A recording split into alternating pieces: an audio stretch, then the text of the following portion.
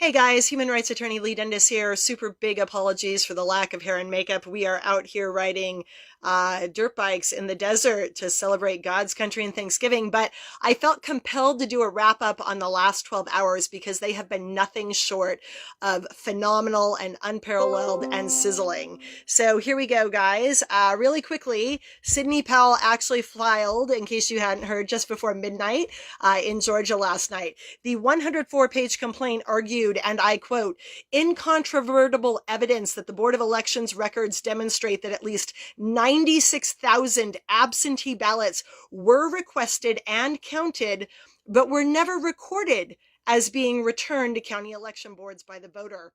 Thus, at a minimum, 96,600 votes must be disregarded. Again, this is in the state of Georgia, and the spread in Georgia was only about 13,000 votes. So at this point, just on that one argument alone, they have more than 7 times what they need with the absentee ballot argument to swing it. But wait, there's more, and this is where it gets really sexy. The complaint also cites, and here I go quoting again, a former electronic intelligence analyst under the 305th Military Intelligence Battalion, who declared that Dominion software was accessed by agents acting on behalf of China and Iran to monitor and manipulate elections, including the 2020 U.S. general election.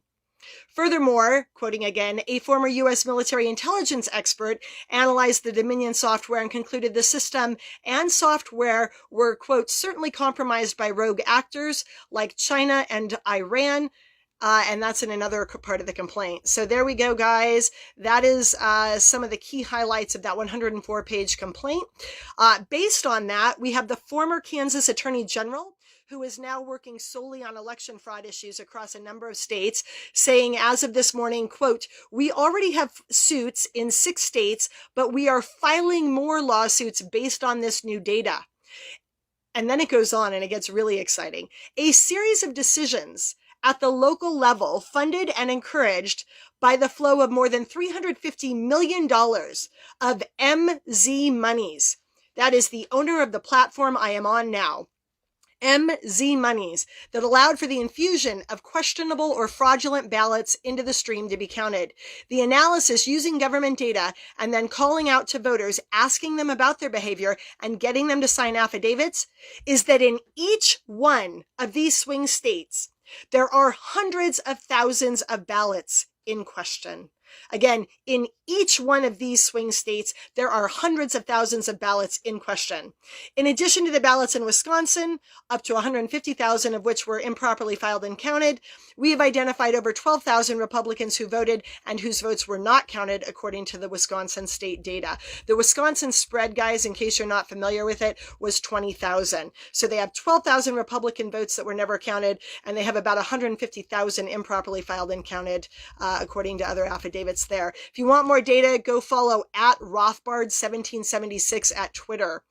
Moreover, last night, if you didn't hear it, right before midnight, on right now, guys, the United States Supreme Court ruled in a 5-4 decision blocking Governor Andrew Cuomo from enforcing limits on how many people can attend religious services in New York, just in time for Thanksgiving.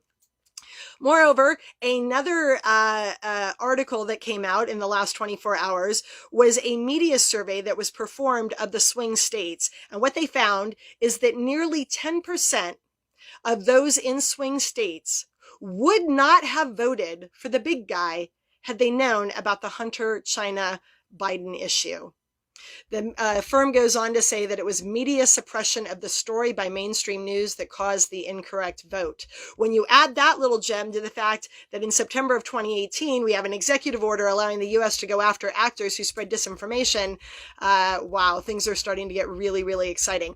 Now, I just want to wrap up on the Pennsylvania hearing from yesterday. Rudy Giuliani said, I'm quoting, under the law of your state, which is set by you, the legislature, those ballots are illegal. And he was referring to just under 700,000 mail-in ballots where signatures weren't validated and there were other irregularities. Rudy went on to say, the judge mistakenly, in his opinion, said that we wanted to disenfranchise 6 million people. We don't want to disenfranchise anyone. We want to disqualify 682,000 votes so that 74 million people are not disenfranchised, because that is what happened with the cheating that went on here. He then went on to say, and I'll give you another enormously puzzling statistic.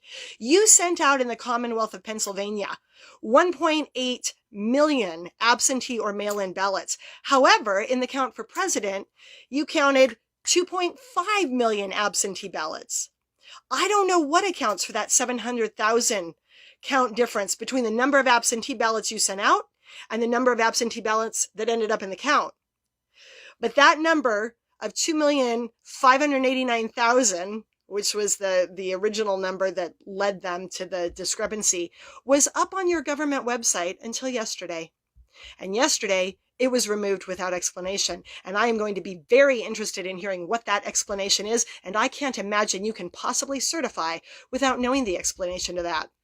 As if that weren't good enough news, he went on to state, I'd also like to hear the explanation to the 22,686 mail-in ballots that were returned on the same day they were mailed. That's a trick, right? And how about the 32,591 ballots that were returned the day after they were mailed? Or another 20,000 mail-in ballots that were returned before they were mailed? And the crooks in Philadelphia are disappointed in this next one. They only submitted 8,021 ballots from dead people. It's much easier for dead people to vote by mail than in person, but even so, you had about another 30,000 people doing that, meaning dead people who were voting somehow in person in Philadelphia. He said, we are continuing to check the cemeteries around Philly.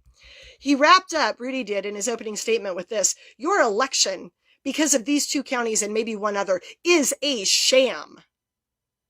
I repeat, he said, it's a sham. It is a disgrace to your state. And finally, I don't need to remind you of this. I need to remind America of this.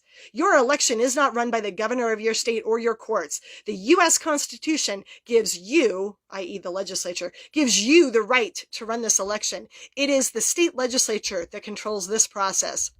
It is your power. It is your responsibility. And I think you know that you owe it to the people of this state and the people of the United States, because if this happens without consequence, I know crooks really well, is what he went on to say. You give them an inch, they take a mile. You give them a mile, they take your country. So at the end of the hearing, it was a 3.5-hour hearing. I encourage you to watch it in full. One of the guys who helped call the meeting, one of the legislators, said, there is no doubt in my mind that we will pass legislation in the House and Senate based on what we have heard today. And then he turned the floor over to Senator Mastriani, who said, and this guy is fire, guys. If you have not seen the senator, I didn't know who he was until I watched this yesterday. He said, we pulled the trigger on this legislative hearing yesterday morning at 9 a.m. And look what happened here. They got that hearing up and running in under 24 hours on the afternoon before Thanksgiving, folks. That is how important it was. He went on to say, as Jesus said, the truth shall be known. Media, you have found these witnesses that you see out here now. Do your job. It is essential to this republic. And without you doing your job and instead being partisan hacks, this republic can't stand. So now you've got some information. You've got some witnesses. And as a retired Army colonel, I look at these witnesses and say to them, you guys are outstanding. Thank you for being willing to step up. And I am cognizant of the fact that the people on the left are not going to show you much love or tolerance because they don't do that with people they disagree with. So I will say it to you. Thank you for standing. You are warriors for being able to stand and save this republic. So thank you. He went on to say, I'm quoting from John Adams, and we're in Adams County. You know that facts are stubborn things, and there are a lot of hard facts out there. Two things need to happen here. We need to make sure the real winner is sent forth from this election. And number two, we need to fix this so it doesn't ever happen again. You know, I can't believe, he said, we're having this conversation here in Pennsylvania. This is the kind of thing that goes on in Belarus or in Russia under Putin or under Saddam Hussein's Iraq. I mean, really, here in our state, this is disgusting to me. I used to think to myself when looking at those other places, thank God we're not like that. Thank God. What happened to us? Well, I can tell you we're not going to let it stand. And then he said, you know, one man I saw had a sign saying, democracy dies in Philadelphia. Can you imagine the irony? Where the light of liberty was lit in 1776 that transformed this world. This is no time to let it die. You know, democracy can die in darkness, in dark rooms with no transparency and no accountability, but we are shining the light of this into this darkness here today. We are going to take our state back. We are not standing down in this hour.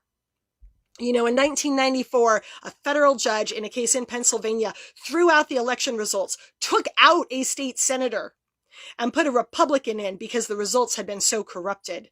So we do have a precedent here in Pennsylvania. It is one legal vote per person, and any cheating that goes on in here disenfranchises an American. I can't believe this is happening here, and we are not going to let it stand. I don't know why it's so hard. In Galatians 6:9, we are told by St. Paul, grow not weary doing good, because in due time, you'll reap your harvest. We are going to reap our harvest. The time for dithering and deliberation is over. It is time for decisive action. Senator Mastriani said, we have to protect our Commonwealth and our nation because the eyes of the world are upon us.